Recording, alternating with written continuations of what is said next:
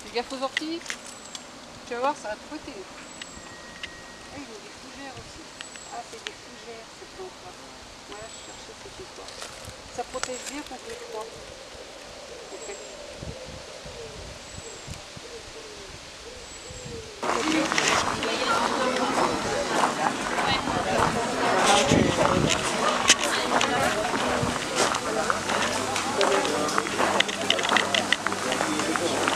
Et pour vous. Alors.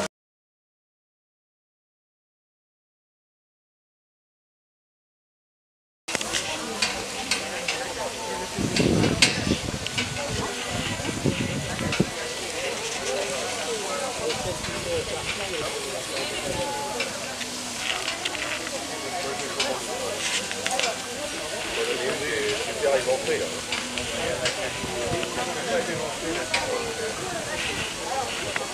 T'as vu ce qu'il y a marqué dessus? C'est pour les bénévoles.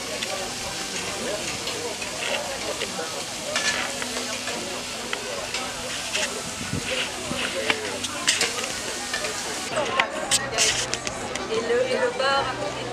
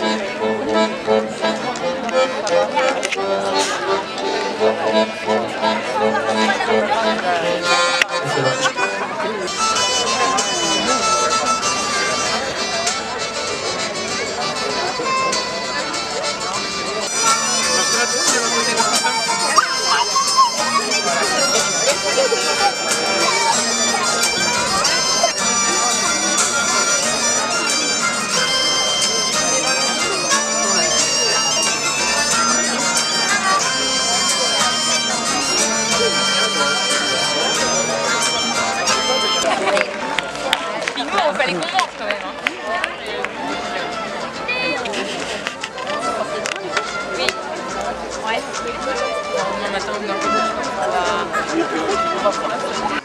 Et comme on dit chez nous, des Guermarmat à Forestfwen.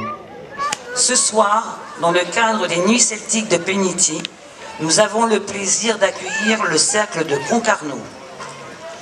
Tout au long de la soirée et aussi pendant l'entracte, n'hésitez pas à aller à la rencontre de la fête des cerisiers pour la tenue des stands et de la buvette tout en haut. Et ce soir, c'est Guylaine qui est la reine de la crêpe. Vous pouvez l'applaudir.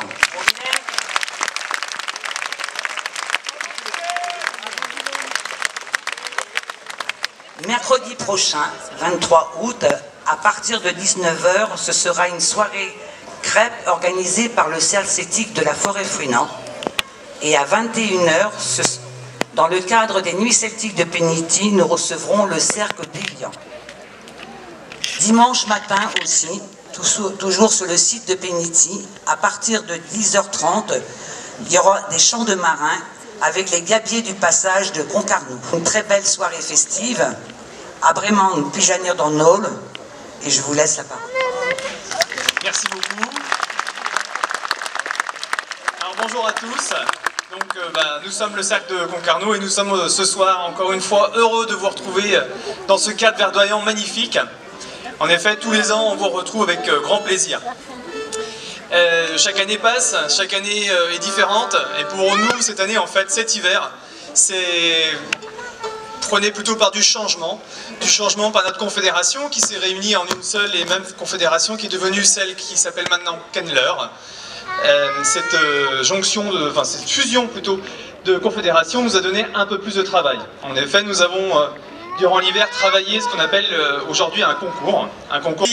Nous allons passer un peu de temps ensemble pour vous présenter du coup les costumes que nous portons et ensuite vous présenter la nouvelle suite que nous avons montée du coup durant cet été et qui n'est pas finie d'être montée et que vous pourrez du coup admirer l'été prochain si vous êtes de nouveau ici.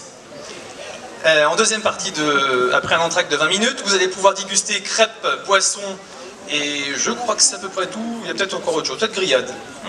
À vérifier.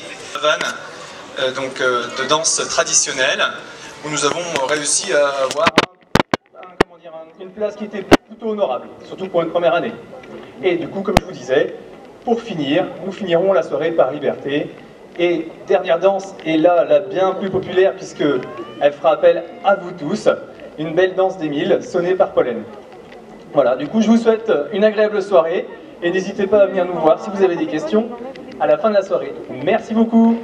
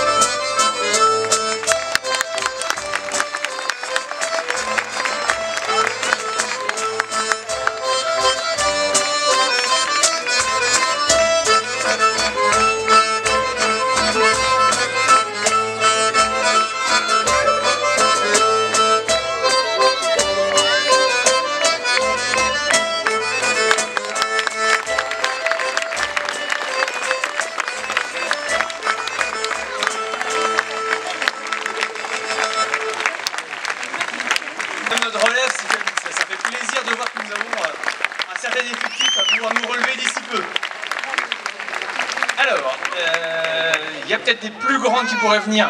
Et voilà. Du coup, je vais vous faire une petite présentation de costume qui vous permettra du coup de pouvoir apprécier d'une autre façon ce que l'on porte.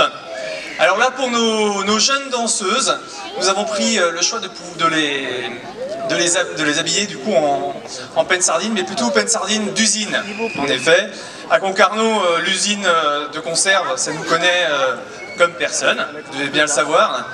Et là, vous avez du coup un bel échantillonnage en fait d'ouvrières, donc qui était bien sûr un peu plus grande, pas beaucoup plus, qu'il faut savoir que le travail à l'époque était souvent pour les enfants aussi, donc c'était pas très choquant de voir des enfants habillés de la sorte. Les époques sont à peu près similaires, hein, ça veut dire que là on va être début 20e siècle, avec soit des tabliers simplement épinglés sur les hauts, ou alors avec bretelles, comme ici, hop, qui vont pouvoir avoir vraiment un meilleur maintien au niveau de la bavette. Voilà. Sinon sur leur tête, elles vont porter ce que l'on appelle du coup des pennes sardines, d'accord. Donc c'est les coiffes d'ouvrières, basiques. Penne sardine, tête de poisson en fait, ou tête de sardine. Petit mot donné à toutes les pennes sardines, que ce soit de Douarnenez jusqu'à Concarneau, et qui va en fait être un peu surtout de la côte de Cornouailles, hein, parce qu'on va retrouver aussi à Sainte-Marine au niveau de Combrite. Donc c'était un petit mot rigolo qui était donné par tous les paysans pour se moquer un peu d'elles. Donc voilà, et ça qui est dû, du coup, si vous voulez bien vous retourner les filles, à ce qui paraît, hein, à une étrange forme de tête de sardine à l'arrière.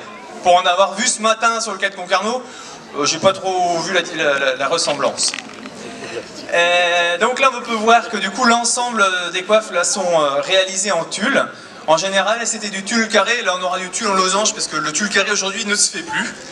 Voilà. Et puis du coup ça sera orné d'une jolie petite dentelle sur les bords.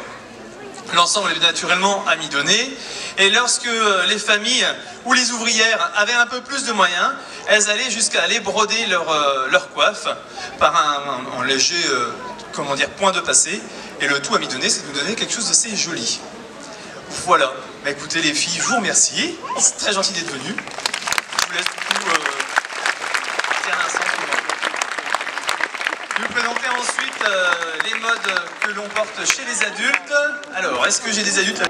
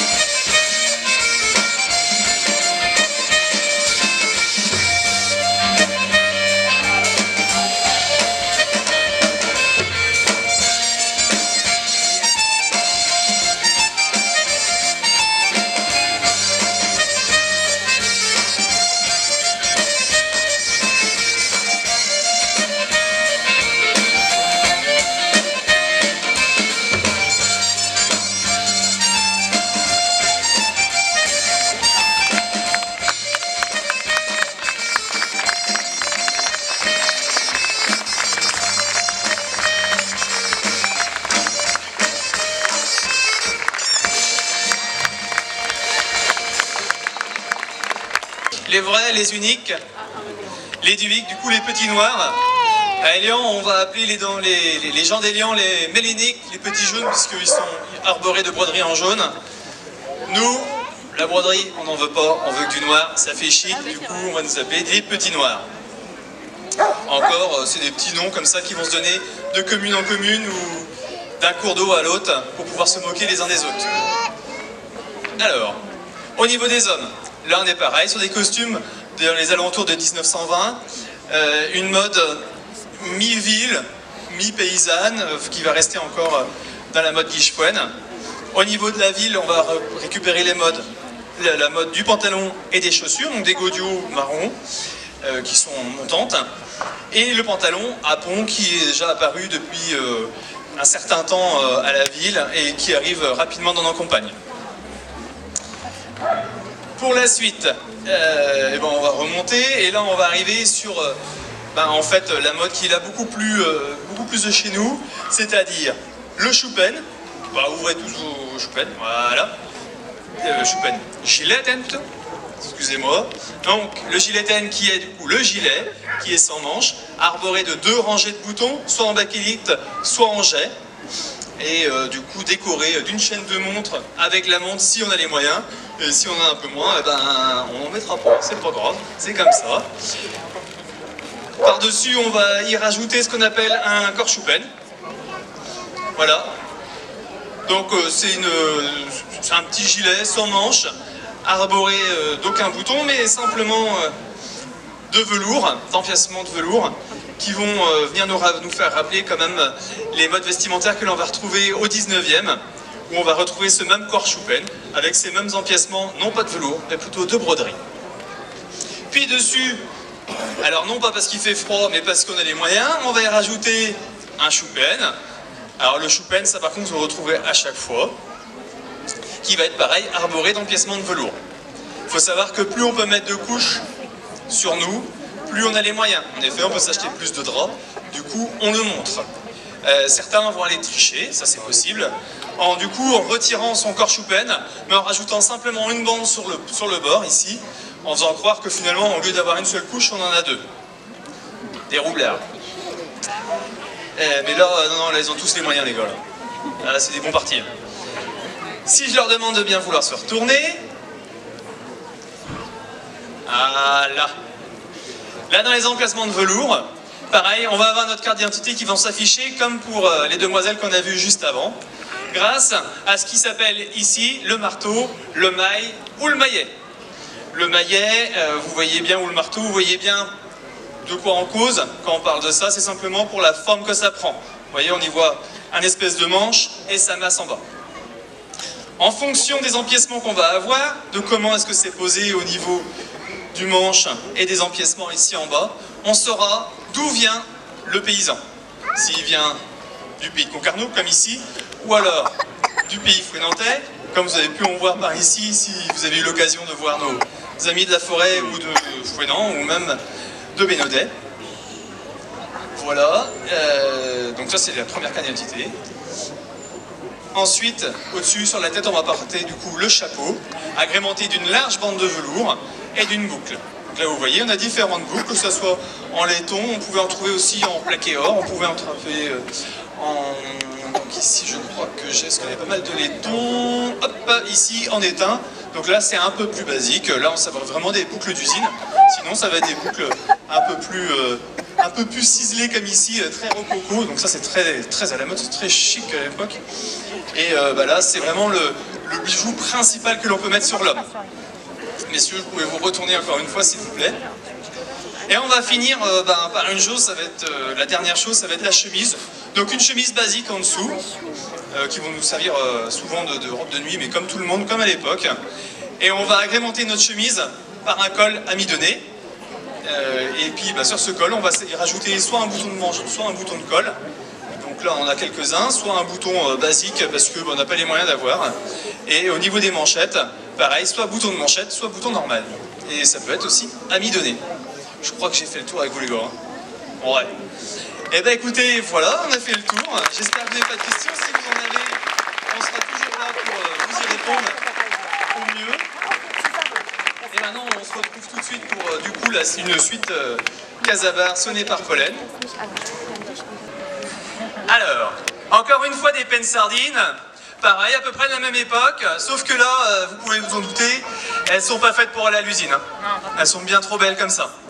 Donc là, c'est des costumes que l'on va, enfin des habits que l'on va porter soit pour aller au marché, soit pour de grandes occasions. Pas forcément pour des pardons, parce que pour des pardons, on va y mettre encore un petit peu plus. Au niveau du costume, pas grand chose à changer, sauf qu'on va faire tomber le tablier pour cette mode-là. Voilà, et on va rajouter ce que l'on appelle du coup un jabot, donc c'est ce petit drap blanc, en fait c'est de la dentelle, ce que certains pourraient appeler un peu de foufou. Mais non, c'est de la belle dentelle que l'on va prendre comme ça en devanture. C'est vraiment ce que l'on peut trouver de plus beau sur le marché en fait, que l'on va pouvoir s'acheter et que l'on va après mettre sur nous pour montrer que voilà, on en a un peu dans la sacoche. En plus de ce jabot, on va venir orner d'une jolie broche, pareil, qu'on trouve sur le marché et que on peut s'offrir. Si on peut s'offrir ça ou que notre mari peut nous offrir ça, ça fait toujours chic. Ensuite, du coup pour le costume, vous voyez, on est vraiment sur une mode qui est plutôt parisienne, on va dire de la ville. En effet, il faut savoir que à partir du XXe siècle, du coup, toutes les modes qui vont être plutôt de la ville, comme les pennes sardines, puisque là, on est vraiment dans la ville de Concarneau, vont du coup s'orienter vers la mode de Paris, puisque cette mode-là va arriver très rapidement grâce au train. Là, grâce au train, grâce au bateau aussi, bateau de transport, on va trouver vite des revues de mode qui vont nous donner en fait l'occasion de pouvoir se tailler des costumes à la mode de la ville. Ça fait beaucoup plus chic que la mode des vaches chic de l'autre côté du passage. Voilà, donc si vous voulez bien vous retourner un tout petit peu. Donc vous voyez, elle porte aussi au niveau de la coiffe dans ce qu'on appelle la penne sardine.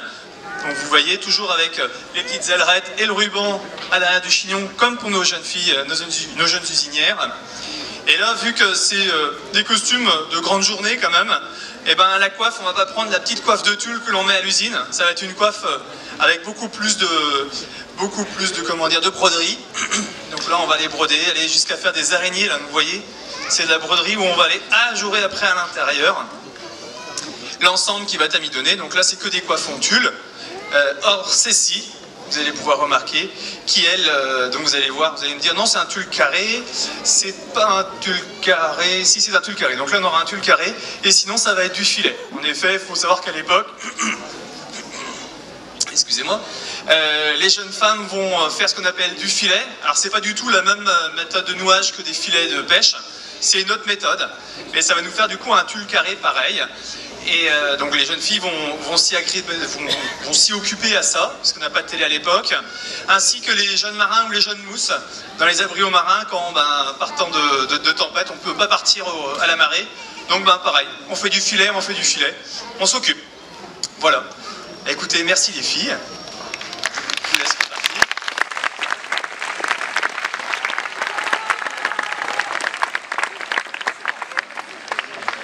Alors, on va rester sur les modes féminines. Apparemment, on garde le meilleur pour la fin.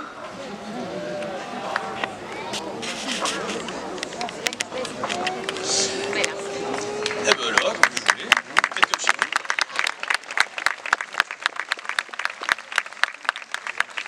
Alors ici, on a des modes vestimentaires légèrement plus récentes. On est pareil au XXe siècle, plutôt 1920.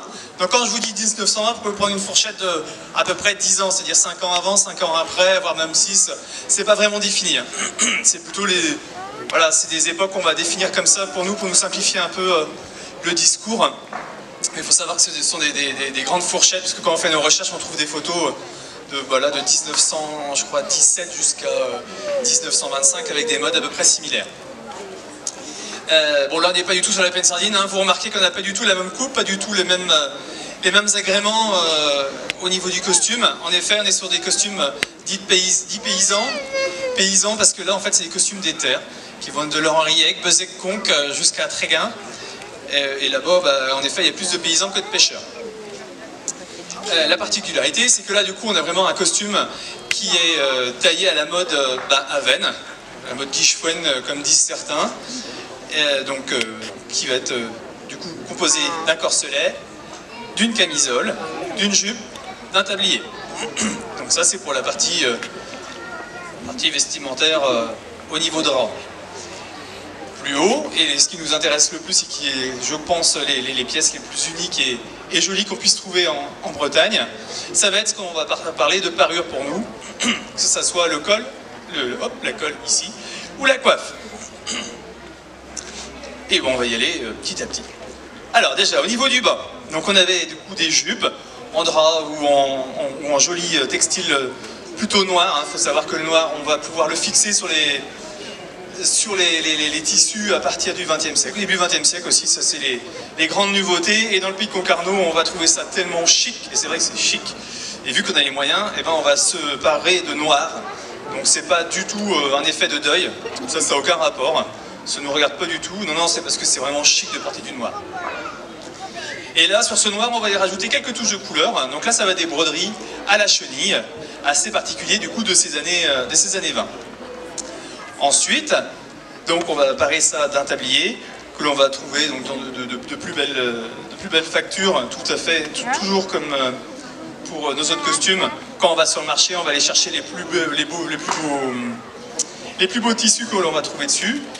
Et bien sûr, ce qu'on peut s'offrir. Avec les dentelles, pareil. Dès qu'on peut s'offrir sur le marché, on s'en offre. Vous allez pouvoir vous retourner un tout petit peu. Enfin, un tout petit peu, complètement. Voilà. Là, vous pouvez voir que du coup, on va rajouter encore des bandes de velours. Pareil, le velours qui est gage de richesse, qui vont être ornées, là aussi, de broderies en velours. De broderies en chenille, excusez-moi, voire même en fil ici, ou en quelques petites paillettes et quelques sequins. D'ici, on va pouvoir admirer du coup l'école et la coiffe. L'école, donc qui est vraiment la chose la plus particulière que l'on va trouver dans le terroir cornouaillais, voire même de Bretagne, puisque chez nous, du coup, nous sommes que les seuls, donc dans le pays de la Venne, à porter ce genre de vêtements. Donc le col, c'est cette partie-là. Hein. Donc c'est un drap blanc qui va être orné de dentelle à l'avant pour pouvoir faire le plus joli et qui va être du coup amidonné, repassé grâce à l'aide plutôt de pailles qui vont onduler le col, d'accord, en mettant une paille au-dessus, une paille en dessous, une paille au-dessus, une paille en dessous. Ce qui est du coup un travail fastidieux, vous pouvez imaginer.